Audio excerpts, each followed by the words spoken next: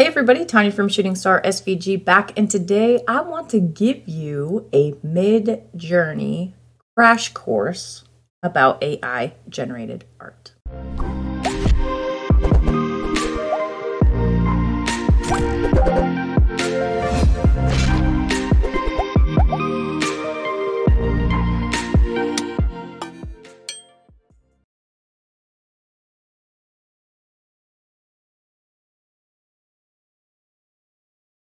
So if this is your first time here, go ahead and click on like and subscribe below, as that does keep me motivated to continue making these videos so that way you can grow your business and change your life. And if you haven't already, head on over to the Facebook group where we are creating a community of like-minded individuals looking to grow their semi-passive income with digital downloads. So I went ahead and rolled some Midjourney images on the screen before kicking this video off after the intro, and I'd like to know y'all's thoughts on those. Pretty basic prompts, but just wanted to show the power of AI and what it will generate just based off of basic prompting. It's pretty cool stuff in my opinion. So let me know what you think about that below. Previously, I had posted a video just with a general overview of AI art, and I'll post that up above for y'all to check out. That kind of goes through several different websites and programs like Midjourney, DALL-E 2, and Stable Diffusion, which are the three main models that are utilized out there for AI art, with several other websites that integrate those APIs for use in the general public, I suppose you could say. But today I really wanted to dive into Midjourney because this is the bread and butter for me in AI. I really enjoy using it. I've been using it for a few months now, and I just can't get enough. It has definitely sparked a different level of creativity in me. And I just really appreciate the opportunity to utilize technology in a way that I never really imagined would be possible. So it just shows you how amazing technology is. And we'll be going through a lot of different things with AI over the next few weeks, few months, however long I feel like I need to put content up about it, however long y'all are interested in learning more about this in conjunction with other things involving Etsy and digital art and passive income and all that fun stuff. But I'm done blabbering on. Y'all want to get to the meat and potatoes of this stuff, I am sure. But before I do that, so you may be wondering, if you haven't seen my previous video, what exactly AI art is. And basically it is a program that is out there that scrapes millions of images out there and will generate new images based off of certain text prompts. So you enter in text prompts, and the AI will take those text prompts and generate what it thinks you want to see. So it takes what's in your head and tries to throw it out there on the screen, and you have the capability to upscale those images, utilize them for commercial purposes, for things like wall art, tumblers, coffee mugs, t-shirts. You know, the possibilities are really endless. So definitely go check that other video out if you want to know a little bit more about AI art and the evolution of it. And we'll be talking more about these things in the future. So with all of that being said, I'm going to jump over to my computer screen and we will get started. So if you go onto midjourney.com, this is the website that will pop up. You can see here that it has an area to join the beta and also to sign in. If you click on join the beta, you will get this window for Discord to accept the invite. Now, for those of you who don't know what Discord is, it's kind of like a social media platform for nerds, originally like used for gaming, but now the Discord community has expanded in such a way that you can really utilize it as a forum for virtually anything. So it's kind of like Reddit on crack, if I could really describe it in any way. I've been using it for quite some time, and you can use it on your phone, on a web-based browser, or in an application on your computer as well. So keep that in mind with Discord. If you don't have it, definitely go and sign up. There's a lot of features and functionalities outside of Midjourney that may be beneficial to you. Okay, so you would simply just click on accept invite. It's gonna go ahead and open up the Discord app in your web browser. And this is what Midjourney would look like. So you can see this little boat icon right here, that is Midjourney. And there's a bunch of information here to get you started. Now, if you were to click on sign in, what that will do is it will take you to your particular profile. So it took me to my profile here, and you can see all the upskills that I currently have in my community feed, which we'll get into in just a moment. So with the login, without an account, you would want to be able to test this out, right? Everybody would want to test this out. So I highly recommend checking in the announcements or the welcome tab. The welcome tab is going to give you some information on how you can get started. Basically that by using the service, you agree to their rules. And with the free account, you have some limitations on what is going on.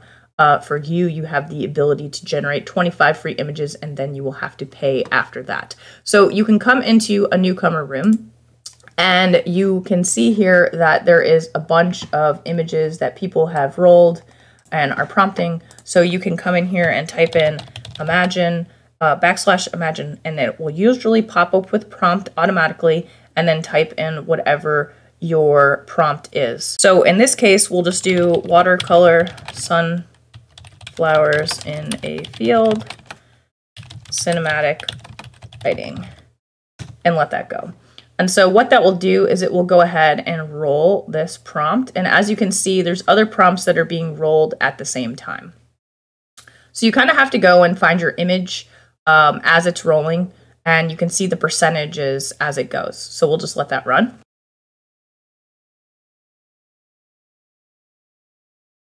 Okay, and now that it's done running, you have all of these different buttons down here, which I'm not going to get into all the nitty-gritty details, but you can click on this, and the Midjourney prompt will give you 4 different images that it believes was what you were kind of looking for, which is watercolor sunflowers with some sort of cinematic lighting.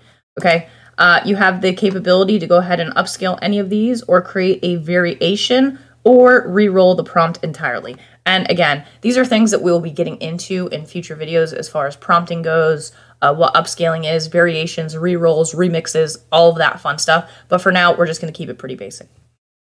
So within this, you have the ability to generate 25 free images within the program. Okay. Now, if for some reason 25 is not enough, which I believe will be the case for most people, you will want to upgrade your account. So to do that, in the chat, you can simply just type in subscribe, and it will give you a personal subscription link that you can open up. And that will bring you to the Midjourney website where you can see their current plans, okay? So here you have your basic membership. It's $10 a month. You can make about 200 images a month, and it has the capability to give you incremental billing after limits are reached. You have access to the member gallery, which is what I showed you prior with all of my images, and general commercial terms. And I'll talk about that in just a minute. And then you also have your standard membership, which is unlimited personal use, access to your member gallery, and general commercial terms. And that's $30 a month, okay? So there is some FAQ down here. And they say unlimited personal use because if you utilize all of your fast time, all of your fast hours within the month, you can go ahead and relax it only if you are on standard plan. If you are on basic plan, you don't have the ability to relax. You would have to upgrade. So when I first started doing this, I exhausted my 25 images. I upgrade to the basic plan. I exhausted my basic plan probably within a week, if not sooner, and then went ahead and upgraded to standard. So if I'm just dinking around and I don't need something right now, I generally turn relax on. And we'll talk about that in future videos, but it's a pretty simple thing to do. I personally feel like the $30 a month plan is absolutely worth it. I've been making way more money than that online for my sales. So it kind of, for me, is paying for itself. Now, with all that being said, and you can go through this FAQ, the one thing that I want to talk about is commercial use very briefly. So it says you can use the images in any way that you want, as long as you do not make more than $1 million a year in revenue. So if you do that, you need to purchase a corporate plan.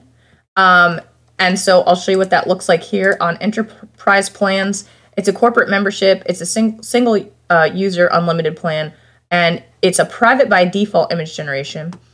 And you have the commercial terms here, and then you also have access to your member gallery. Now, I will say with the corporate plan, if you break it down, it looks like a lot. It's $600 US a year. That breaks down to $50 a month. So you're paying $20 more a month. However, you have unlimited use, and the commercial policy you don't have to worry about even if you somehow make more than $1 million a year. And also, you can turn on private mode. So what private mode does is it will actually not show all of your items up in the showcase. A lot of people, I guess, are really secretive, I guess you could say, about their prompts, and they don't want other people utilizing them. I personally, it doesn't make a difference to me. I think that sharing prompts is a nice thing to do, but some people are like, oh, well, I really got a good prompt going on here. I don't want to share that with anybody. little do people know is what I put in as a prompt versus what you put in as a prompt, we're going to get two completely different things. So I don't really see the need for me to have to pay an extra $20 a month for this, unless for some reason I want to hide my images and my prompts. Because really anybody could go onto that community feed and take anybody's photo and utilize that. But you could counter that, right? And say, this is in my community feed, not your community feed. But anyways, we're not going to get into the legalities of things like that.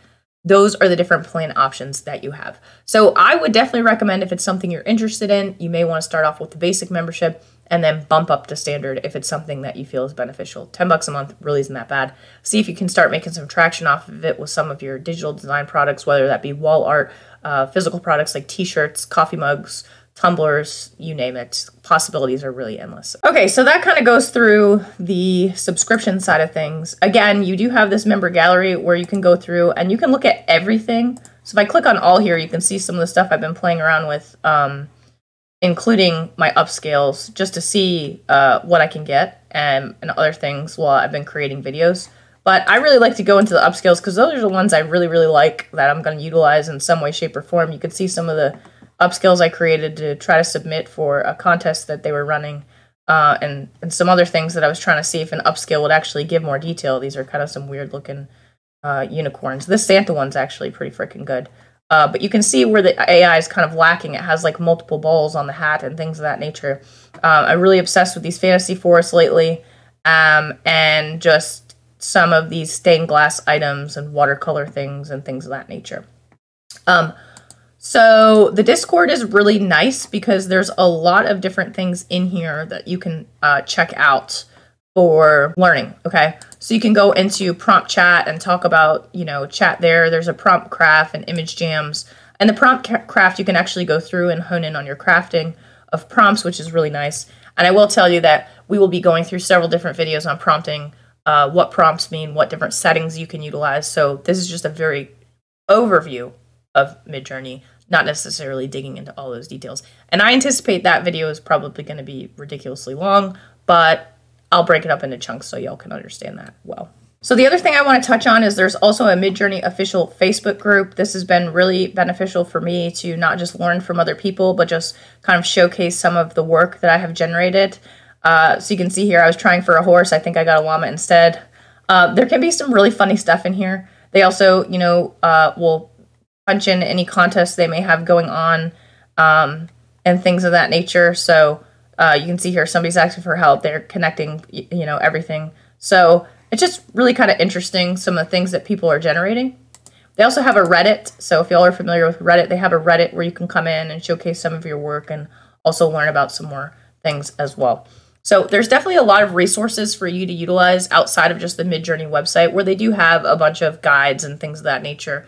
You also have YouTube, which is where you are now, where you can learn a ton. There's a lot of great channels out there that talk a lot more in depth about AI art. I know Matt Pro is one, Olivio is one that I also follow, and I'll link their channels down below because I've gotten a lot of really great information from watching both of them. And anytime I find a good YouTube channel that covers this and it's not just a one and done, I'll make sure that y'all know about that. Okay, so the only other thing I wanted to talk about with the prompting is banned words. So if you go read the terms of use for Midjourney, like banned words are not allowed. You cannot use anything that involves gore, blood, pornography, like any type of real crazy violence, a lot of these things. So I've actually found a good article on it. I'll post it down below. There's not an all-inclusive list of all of the banned words that are out there, but you can see here that this person was kind enough to kind of go through and expand on these things right here. And so you can see gore, and there's a bunch of words in here. So there may be times where you go to run a prompt and like it just won't work. So I was actually trying to run a prompt based off of somebody's art. Her last name was Butt, B-U-T-T. I went to go run it, and it was like, this word is banned. You can't run this. And I was like, well, son of a biscuit, because I really wanted to see what Midjourney would come out with utilizing that particular prompt. But since it has the word butt in it, I was out of luck. So I'll make sure that I post that link down below for y'all. Really, that is the big overview of Midjourney in a nutshell, and how it works. I will be having some more videos on prompting techniques and things of that nature. If there's anything I didn't answer for y'all, please let me know in the comments below and I will get back to you.